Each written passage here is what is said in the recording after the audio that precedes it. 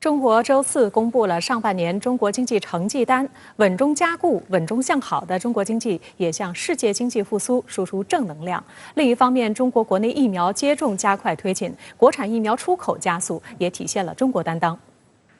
目前，全球抗疫和经济复苏都离不开中国的努力。中国经济半年报成绩单周四揭晓，上半年中国 GDP 同比增长12.7%，稳中加固、稳中向好是国家统计局对中国经济7中卷的判断。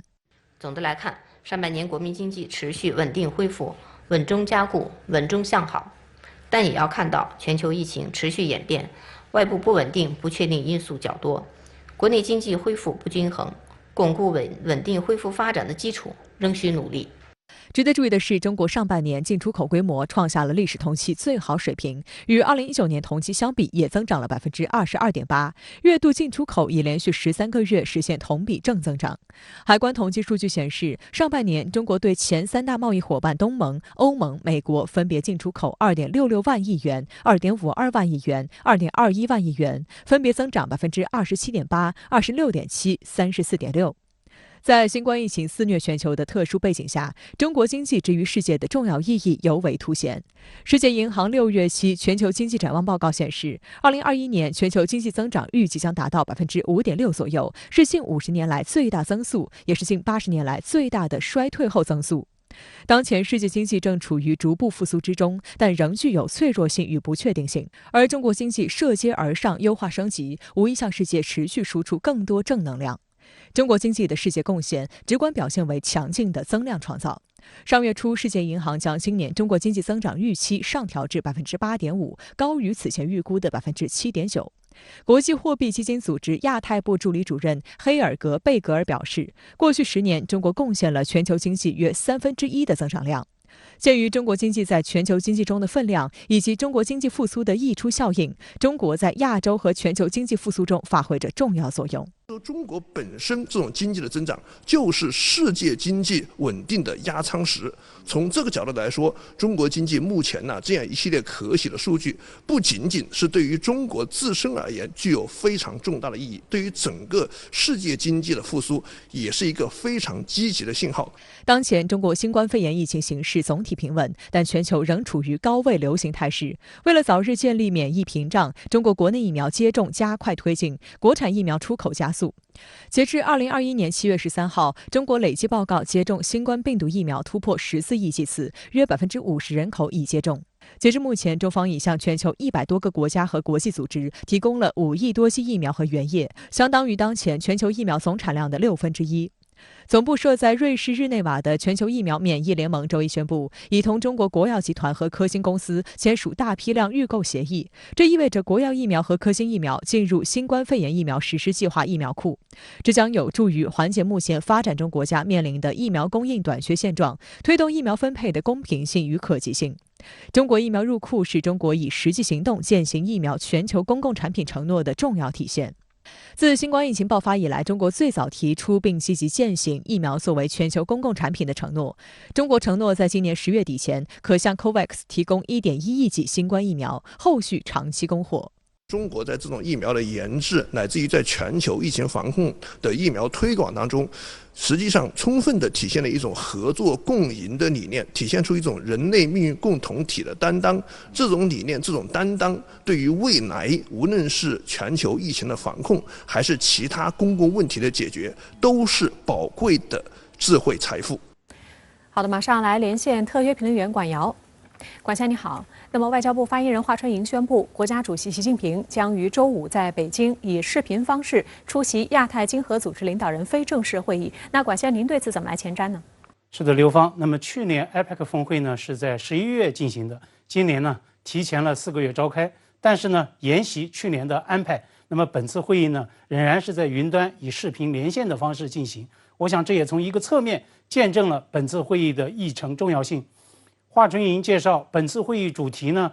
是新冠肺炎疫情背景下，亚太地区如何把握机遇，合作应对卫生危机，加速经济复苏，为未来发展打下更好的基础。那我个人总结呢，就是2大焦点议程：第一，聚焦新冠疫情应对；第二，聚焦经济复苏。那么这些呢，都是 APEC 成员体他们的共同关切。关乎区内数十亿人的切身利益与共同的福祉。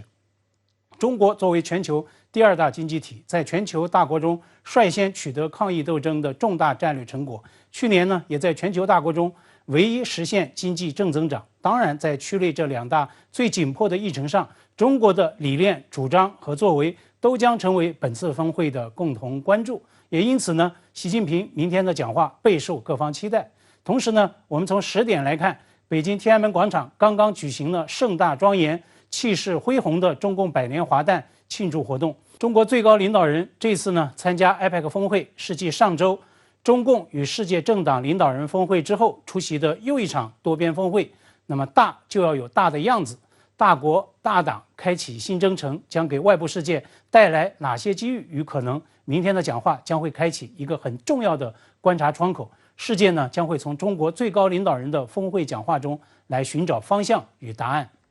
那么就推动疫情应对与加速经济复苏 ，APEC 现在面临哪些挑战？那么其他成员体对中国有哪些期待呢？就新冠疫情应对 ，APEC 成员体必须呢回答这一关键问题：APEC 乃至整个世界是否已经迎来了转折点？是否正在迈入后疫情时代？我们看到，虽然本国民众反对声高涨，但是呢，就在下周，东京奥运会将会揭幕，而此时呢，作为盛会举办地的东京仍然处在疫情紧急状态之下。那么，英国刚刚举办了包括决赛在内的一系列的欧洲杯赛事，虽然目前每日确诊数过万，但是呢，也将会自下个周一开始实施所谓终极解封计划，那么会取消社交距离、居家令等等防疫措施。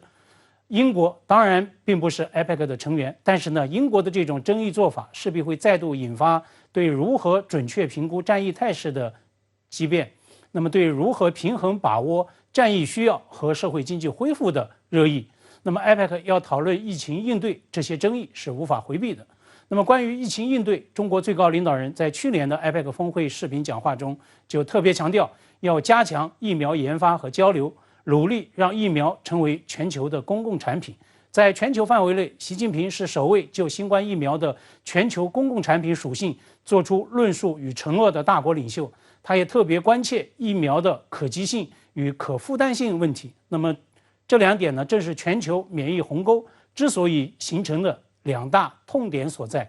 那么这1年来，中国产疫苗一直在践行领袖的承诺，在助力全世界抗疫。那么刚刚有消息传来，5亿剂国产疫苗加入到世卫统领的 COVAX， 也就是新冠肺炎疫苗实施计划。那么这呢，再次展现了大国作为与担当。同时呢，中国最高领导人上周在众党峰会上也再度重申，反对将疫情政治化、病毒标签化、反政治化、反标签化。APEC 要真正推动合作来应对卫生危机，那么这2反关必须要过。APEC 峰会揭幕前呢，中方今天发布了让全世界为之一振的第2季以及半年的这一系列的经济数据。今天呢，美国 CNBC 财经电视台在即时头条标题中就特别指出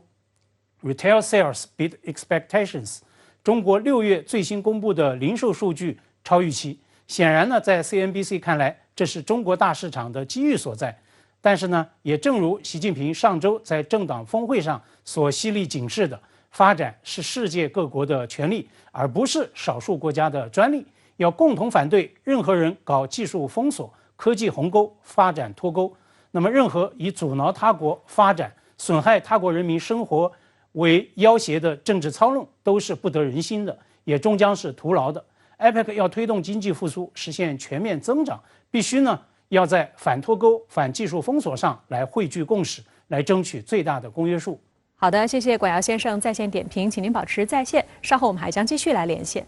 谢谢。